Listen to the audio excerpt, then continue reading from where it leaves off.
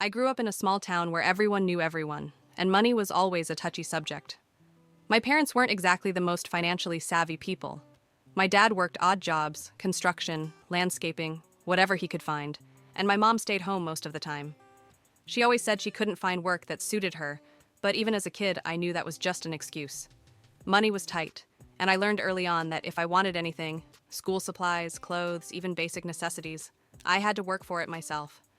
By the time I was 16, I was juggling high school and two part-time jobs, one at a local diner and another at a grocery store. I didn't mind though. I told myself it was temporary, that once I graduated and got a better job, things would get easier. But life had other plans. When I turned 18, my parents sat me down for what they called a serious talk. I remember it vividly. We were in the living room, the TV muted in the background, and they both had this look on their faces, like they were about to drop a bombshell. "Sarah," my dad started, "we're struggling to keep up with the bills.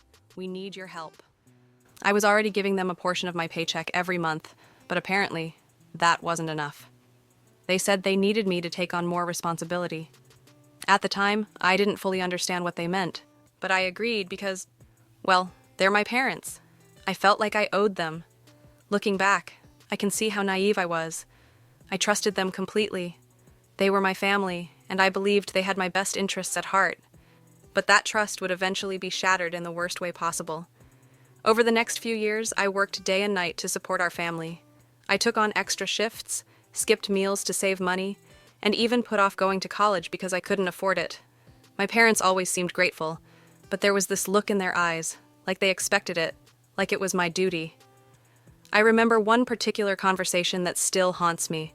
I'd just come home from a double shift at the diner, exhausted and starving. My mom was sitting at the kitchen table, flipping through a magazine, and she looked up at me with this smile that didn't quite reach her eyes. "You're such a good daughter," she said. "We're so lucky to have you." At the time, I thought it was a compliment, but now I realize it was more of a manipulation. They knew I'd do anything for them, and they took advantage of that. Things came to a head when I turned 22. I'd been working nonstop for years, and I was starting to feel the weight of it all. I was tired, not just physically, but emotionally. I wanted more for myself. I wanted to go to college, to build a life outside of our small town. But every time I brought it up, my parents would guilt-trip me. "We need you, Sarah," my dad would say. "You're the only one keeping this family afloat." So I stayed. I kept working, kept giving them money, kept putting my own dreams on hold, and all the while, they kept taking. I didn't realize it at the time, but they were setting the stage for something much bigger, something that would change my life forever. It was a Tuesday morning when my life changed forever. I was at work, stocking shelves at the grocery store when my phone buzzed in my pocket. I didn't recognize the number, but I answered anyway. "Hi, is this Sarah?" a woman's voice asked. "Yes, this is she," I replied, trying to sound professional even though I was surrounded by cereal boxes. "This is Linda from First National Bank. I'm calling about your personal loan. It's several months overdue, and we need to discuss a payment plan." I froze. "I'm sorry, what loan?"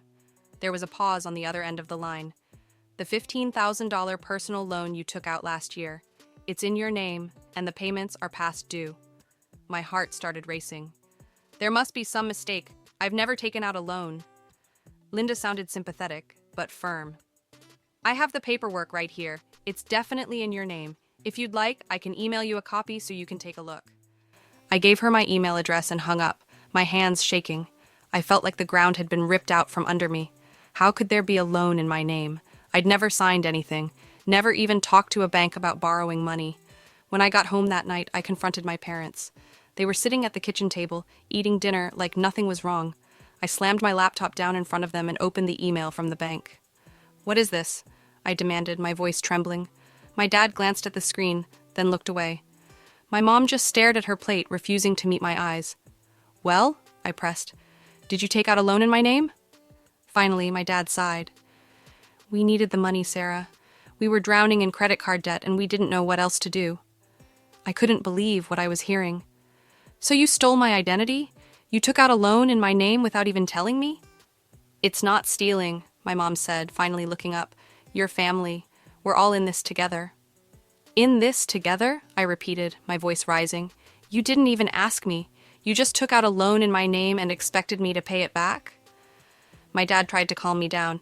It's just a small sacrifice, Sarah. You'll understand when you're older. A small sacrifice? I shouted. Do you have any idea what this is going to do to my credit? Do you even care? They didn't answer. They just sat there looking at me like I was overreacting. And then, my mom did something that made my blood boil. She smirked. You'll pay it off eventually, she said, like it was no big deal. I couldn't believe what I was hearing. I'd been working myself to the bone for years, giving them everything I had. And this was how they repaid me? By stealing from me and acting like it was nothing? I stormed out of the house and drove to a friend's place. I needed to think, to figure out what to do next. I called the bank and explained the situation, but they said there was nothing they could do. The loan was in my name, and I was responsible for paying it back. I even considered filing a police report, but the thought of turning my parents in made me sick to my stomach. They were my family, and as much as they'd hurt me, I couldn't bring myself to do it. In the end, I decided to pay off the loan myself. It wasn't fair, and it wasn't right, but I didn't see any other option.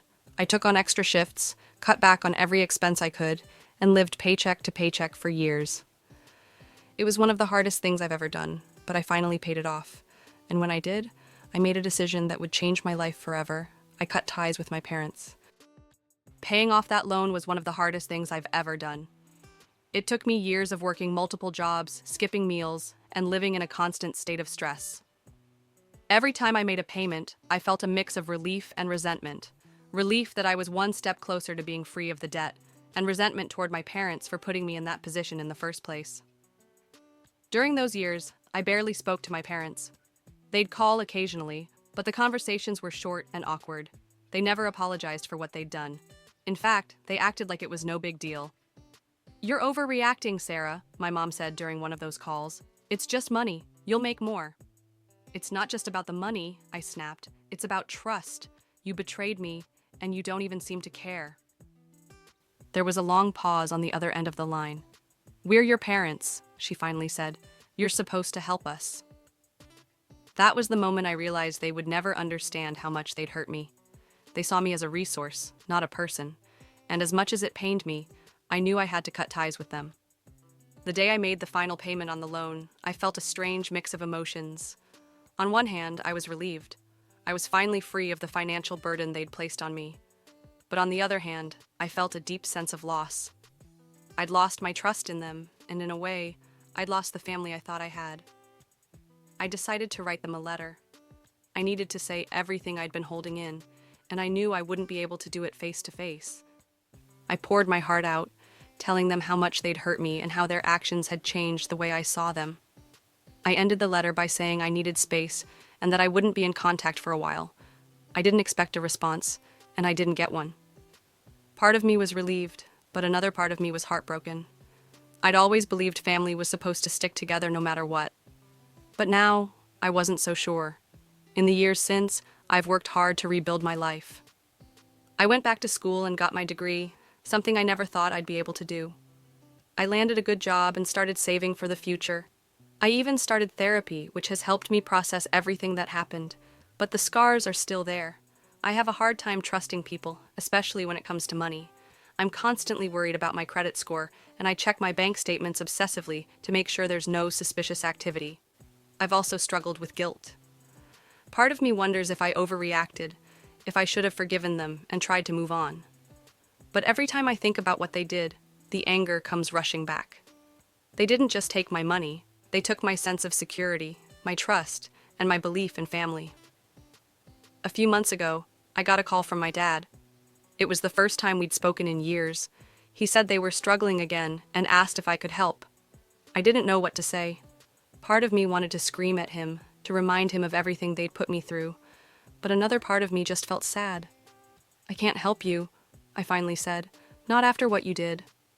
There was a long silence on the other end of the line. We're your parents, Sarah, he said quietly. We're supposed to take care of each other.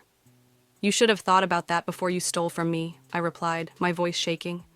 I hung up after that, and I haven't heard from them since. It's been hard, but I know I made the right decision for myself.